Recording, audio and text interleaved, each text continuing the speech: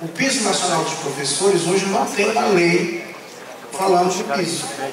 O piso nacional do magistério hoje está sendo regulado por portarias. Está reajustando o piso por portarias. Vários programas do Ministério da Saúde, veio o governo, aí cria o Previne, por portaria. Aí veio outro governo, acaba com o Previne, por portaria. Então cria uma insegurança muito grande. Veio o governo, cria o programa do PET. Aí o outro vem e acaba com o PET. Vem o governo, cria por portaria, criança feliz. Aí a assistência social vai lá. Então assim, acho que qual seria seu posicionamento? Porque o nosso entendimento, esses programas deveriam ser criados por lei. Por lei. Porque é muito fácil você cancelar uma portaria. Mas para você mudar uma lei, é muito mais difícil. E vocês que nos representam no Senado, na Câmara, né, que é o legítimo representante da nossa população, na Câmara e no Senado tem debate. Por portaria, o ministro reúne com a equipe técnica e faz a portaria e combina com o presidente e publica, para a gente evitar situações como essa, que nós vimos aqui, como é que o recurso para a UBS na região norte é menor do que o recurso para construir uma UBS na região sul ou sudeste. Você deveria ser totalmente ao contrário, porque o gestor municipal tem muito mais dificuldade de construir uma UBS aqui. Eu estou construindo aqui o UBS na Várzea, estou fazendo construção de escola lá no alto do Rio Arapiuns, e a gente sabe qual é a dificuldade e o custo que você tem para você fazer essa construção.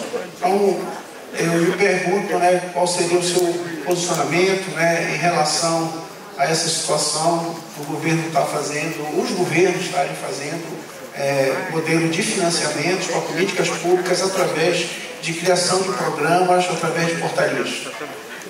Bom dia a todos. Cheguei atrasado um pouco, porque estava numa reunião com o pessoal dos estimadores do sindicato, estão também enfrentando suas dificuldades.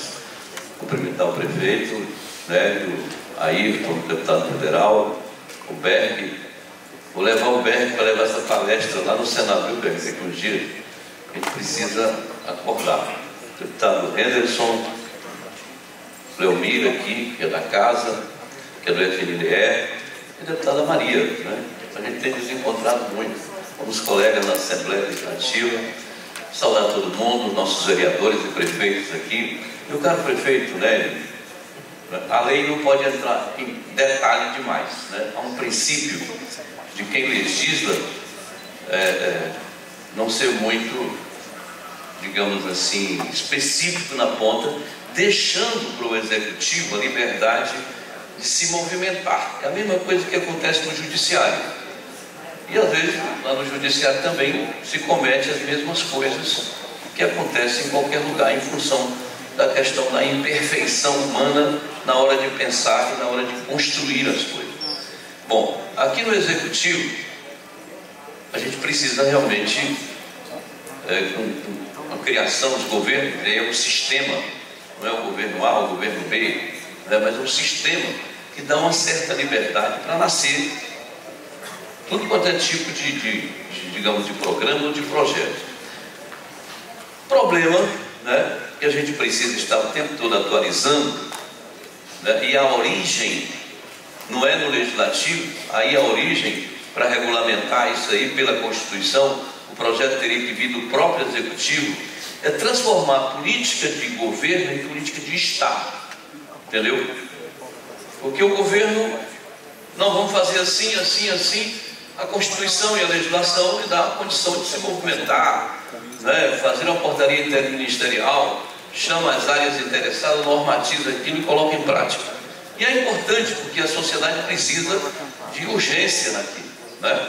Se você for por um projeto de lei fazer isso tramitar, vocês sabem que o Congresso é muito polêmico, a Câmara é uma casa muito grande, com 513 parlamentares, né? Felizmente nós temos nesse momento um presidente muito produtivo, né? Eu considero o Lira, não conheço ele de perto assim muito, mas é um cara que toca a agenda da Câmara eficientemente, mas mesmo assim demora muito, né?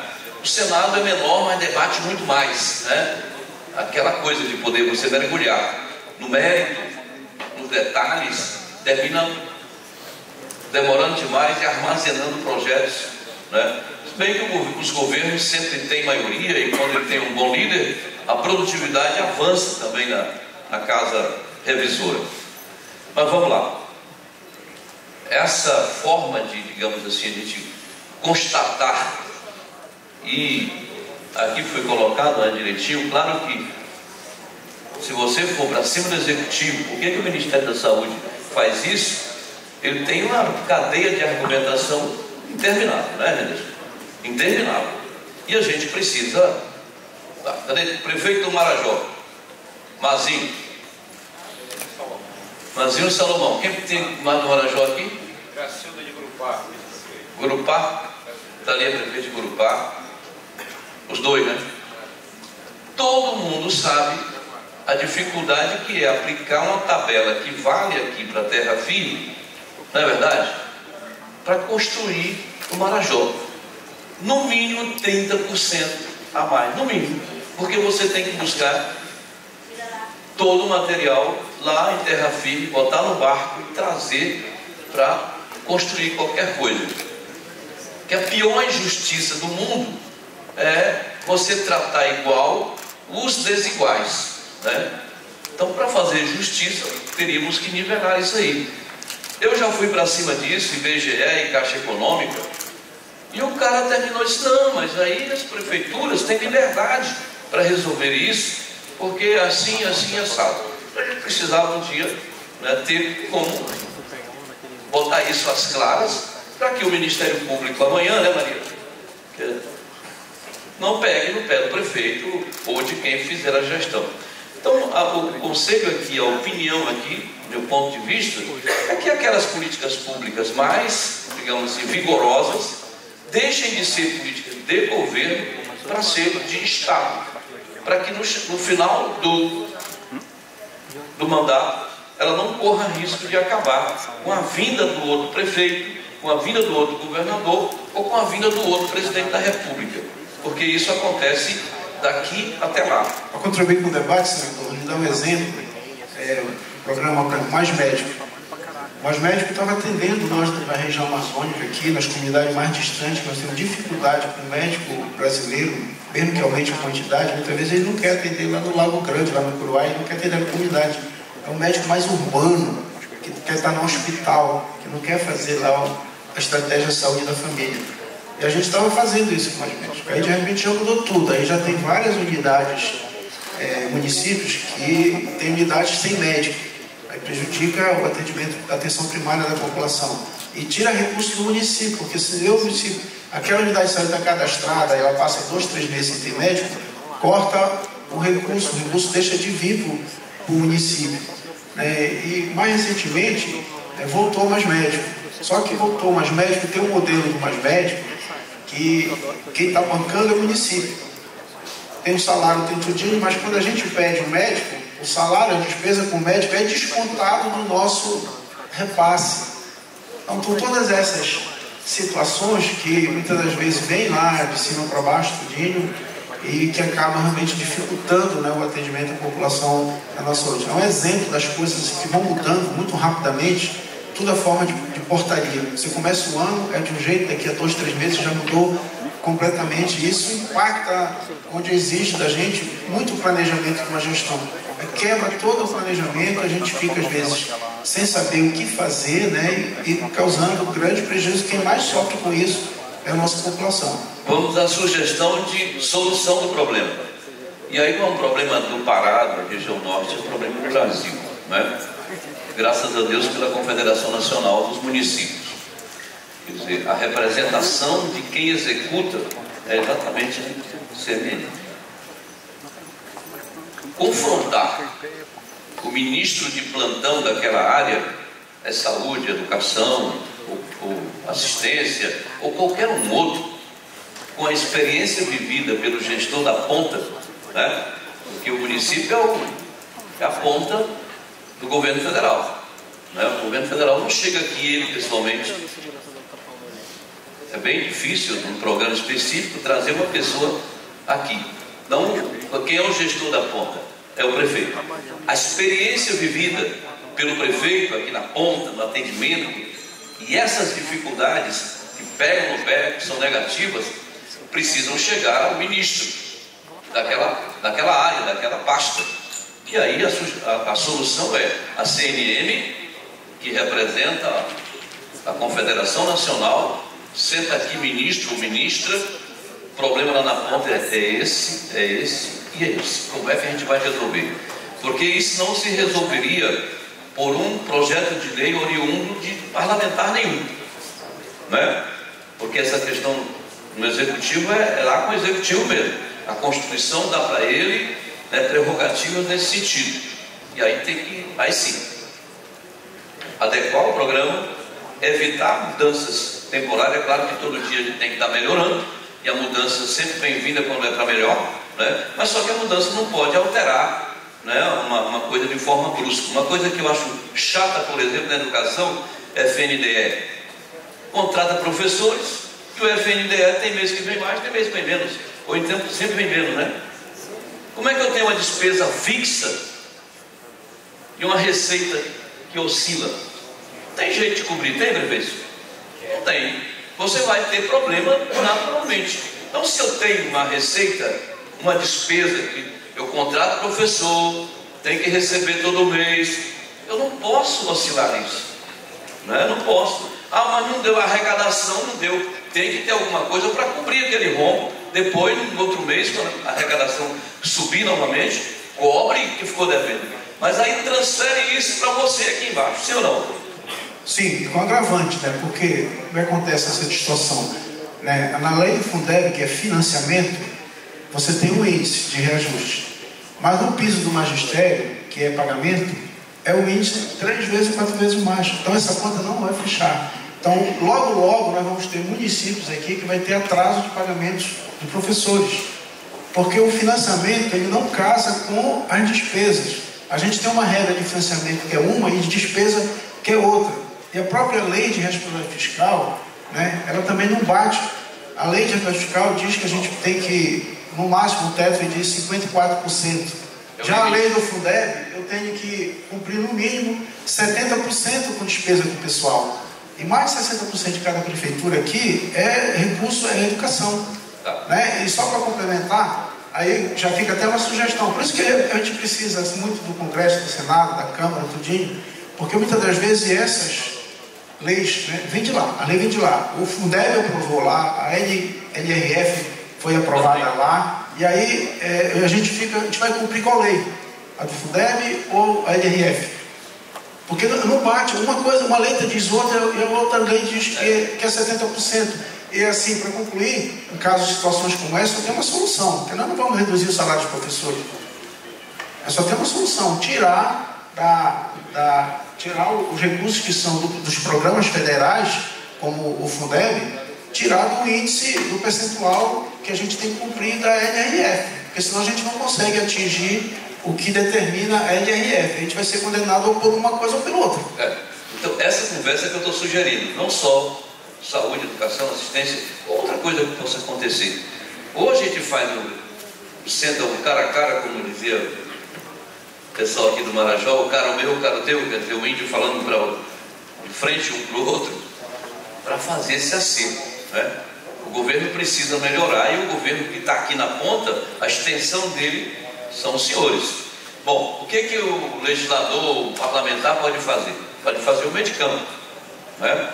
O que aqui o Ayrton, o Anderson, eu, quem quiser mais, fazer a participação. A CNM precisa tratar, e está difícil o negócio, precisa de um intermediário na articulação política. O que nós fazemos sempre? Audiências públicas, e convocamos ou convidamos, né, as partes para sentarem ali, cada um aborda a sua parte, o outro vai fazer a defesa e depois a gente acerta o procedimento, para evitar essa tribulação toda aqui na ponta, que é realmente uma canseira e uma dificuldade. Quer dizer, até do ponto de vista legal, com relação à sua vida como gestor para frente, você pode estar enquadrado em função do equívoco.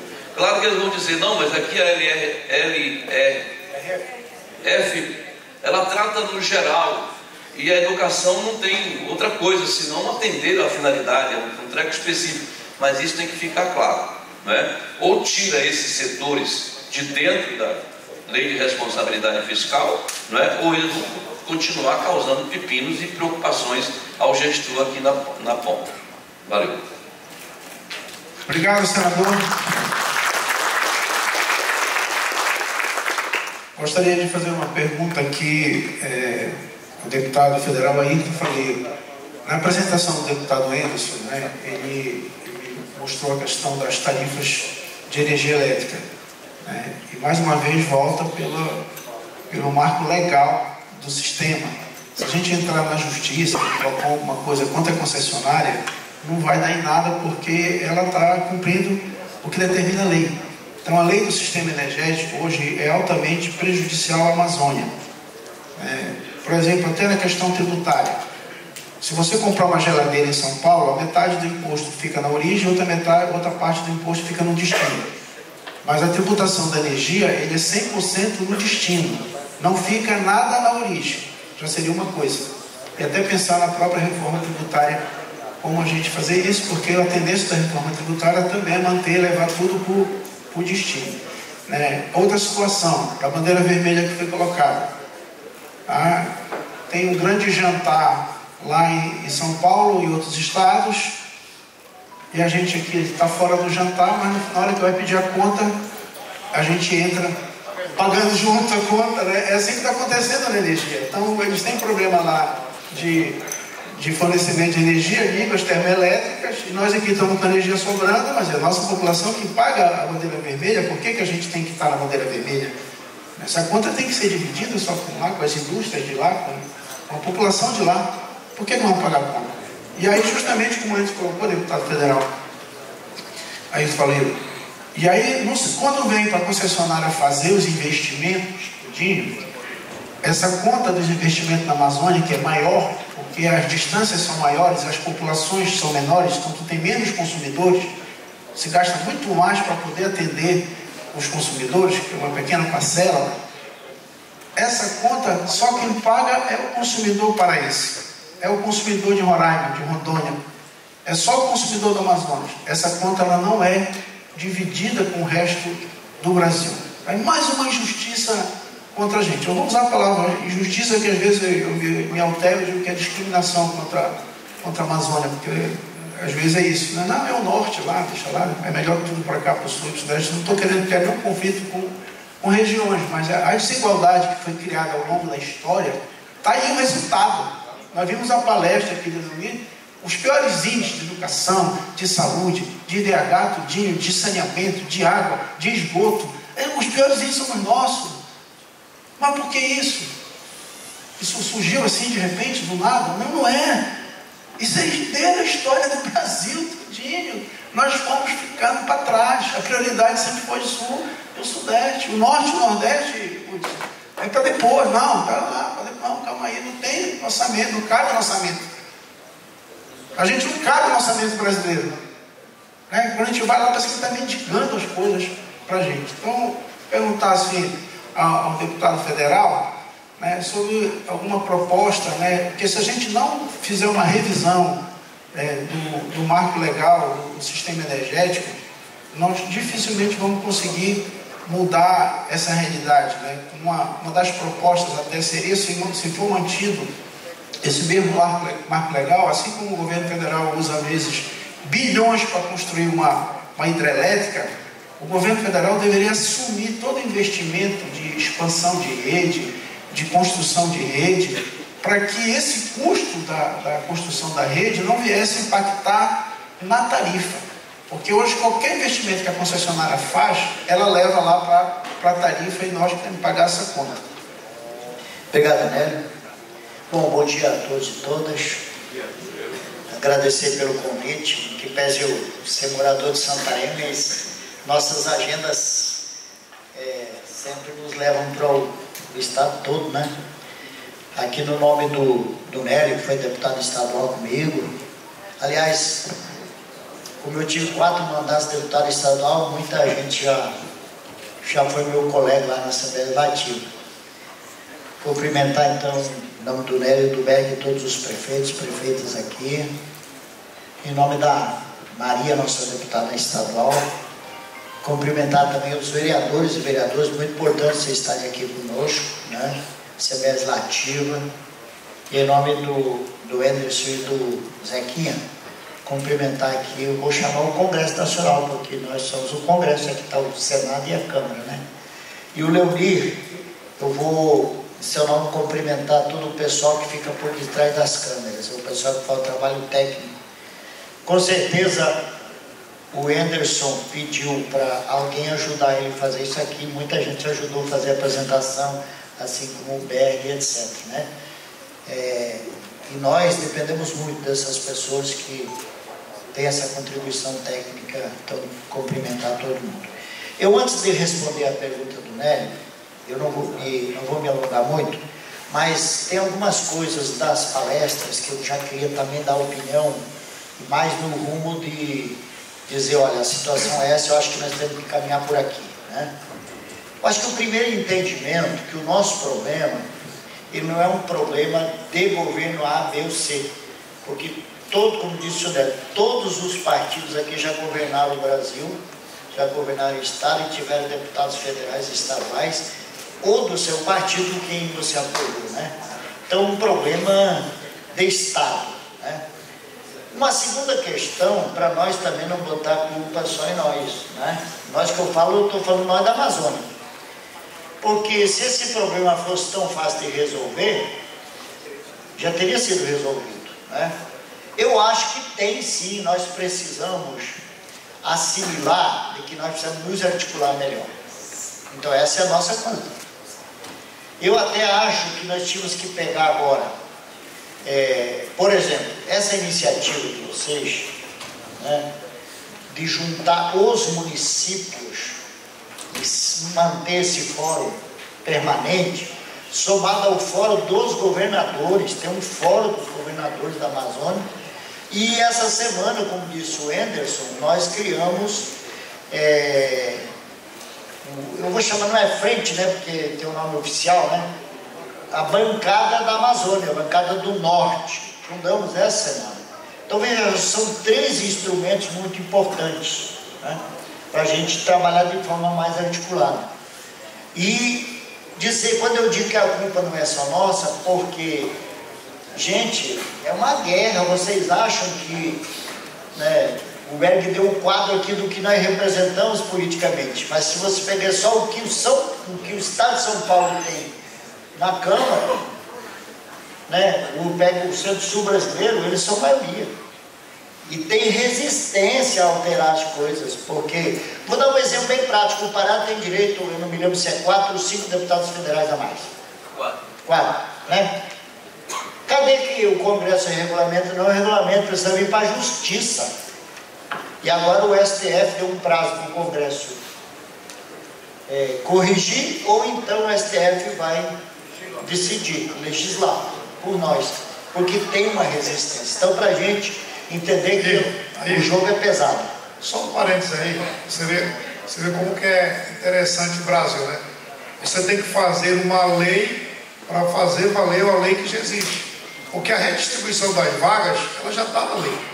O problema é que não aceitam por conta da representação política dos estados que vão perder, que são... Isso aumentaria a nossa força. Aí nós temos que legislar de novo em cima de algo que já...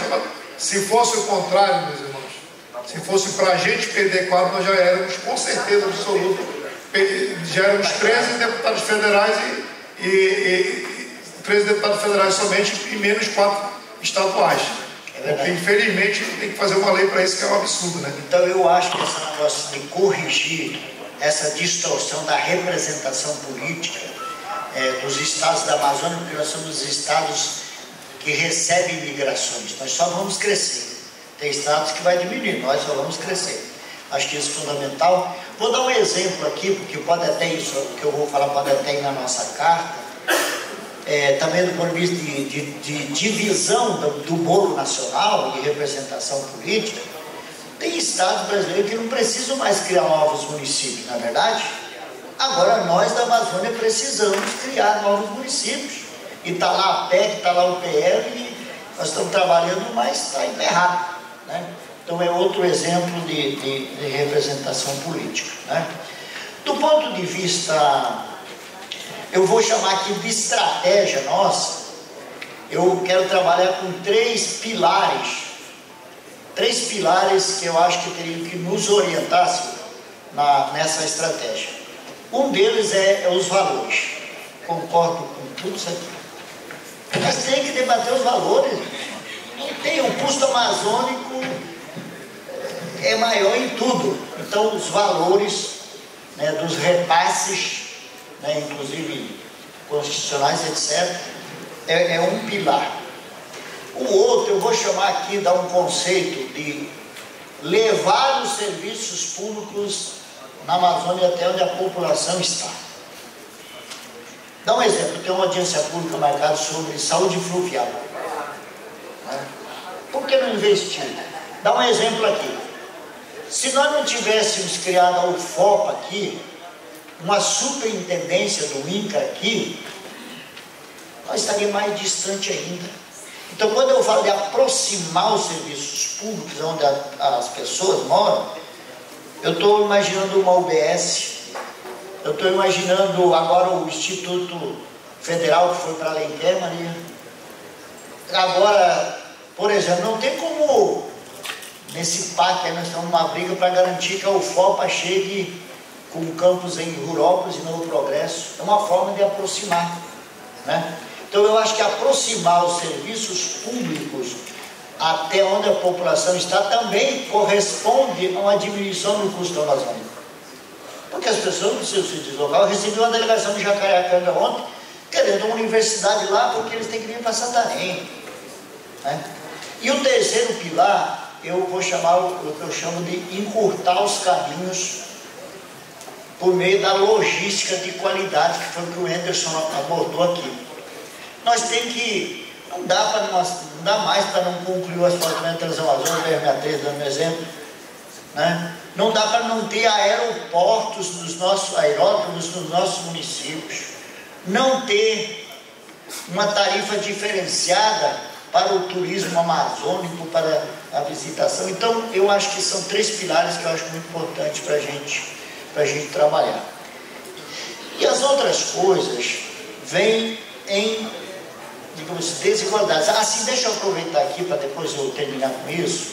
Pessoal, eu hoje fui ali visitar a banca do Banco da Amazônia, e a primeira coisa que o pessoal me perguntou foi assim: como é que ficou o negócio das cláusulas resolutivas e como é que ficou o decreto que trata sobre floresta tipo B? Vocês sabem que eu fui o relator do projeto de lei das cláusulas resolutivas, né? E teve um veto que eu acho que, na minha leitura, foi melhor o veto do que não vetar e o STF ia derrubar toda a lei, né? Então nós tivemos uma reunião lá na Comissão da Agricultura essa semana com o ministro, com o presidente do INCRA, e estamos pactuando para reapresentar o projeto das cláusulas resolutivas e mudar o decreto das florestas tipo B. Então acho que isso tem que ir na nossa carta, dá tempo ainda, né? E voltando para a pergunta aqui do Nélio, pessoal, eu diria assim a vocês, o Nélio já disse qual é o problema, né? Quando tem uma queda na produção de energia do Brasil, aumenta a tarifa, e nós que produzimos energia não temos o problema na queda, ajudamos a pagar a conta para o Brasil inteiro. É assim?